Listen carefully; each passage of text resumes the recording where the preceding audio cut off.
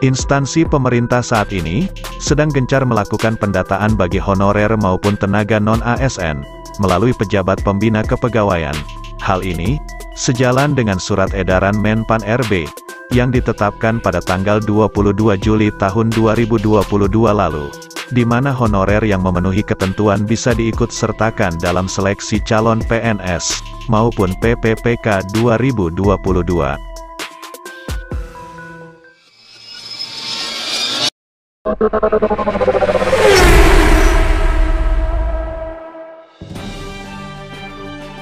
Adapun pendataan dilakukan untuk menindaklanjuti surat edaran Menpan RB dan peraturan pemerintah sebelumnya yang menyebutkan status kepegawaian hanya ada PNS dan PPPK pada waktu yang ditentukan.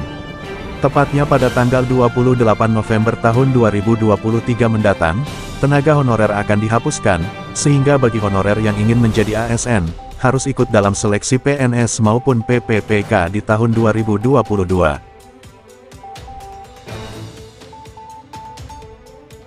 Maka dari itu, dalam surat edaran Menpan RB nomor B/11-M.S.M.00/01.00/2022, pegawai pembina kepegawaian diimbau untuk segera melakukan pendataan pada honorer di lingkungannya. Hal ini agar bisa diketahui berapa banyak honorer yang bisa diberi kesempatan untuk mengikuti seleksi calon PNS dan PPPK sebagai jalannya menjadi ASN.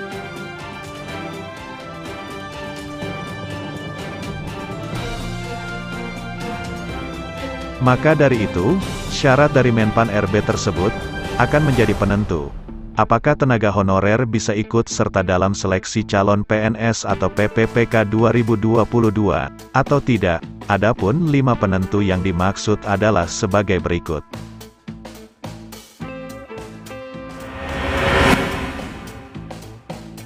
Berstatus sebagai tenaga honorer kategori 2 atau THK 2, yang terdaftar dalam database Badan Kepegawaian Negara, dan pegawai non-ASN yang telah bekerja pada instansi pemerintah.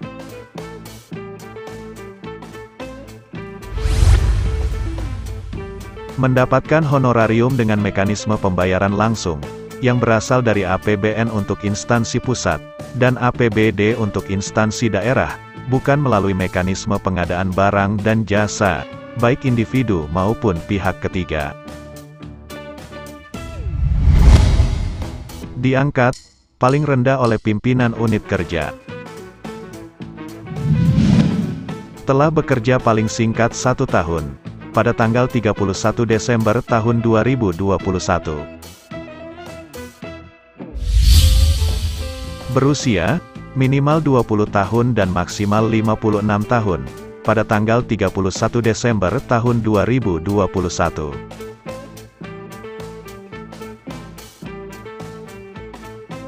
Jika tenaga honorer memenuhi syarat di atas, maka dapat segera lampirkan data-data yang dibutuhkan pada pejabat pembina kepegawaian di instansi terkait sebelum terlambat, karena waktunya sudah semakin sempit.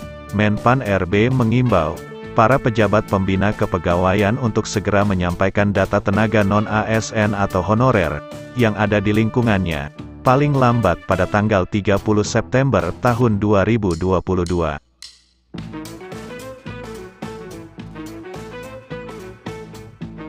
Jika pejabat pembina kepegawaian tidak menyampaikan data honorer hingga batas waktu yang ditentukan, instansi pemerintahan tersebut dianggap tidak memiliki tenaga honorer. Hal ini akan berdampak pada honorer itu sendiri, yang pada akhirnya gagal ikut serta dalam seleksi calon PNS dan PPPK 2022 mendatang.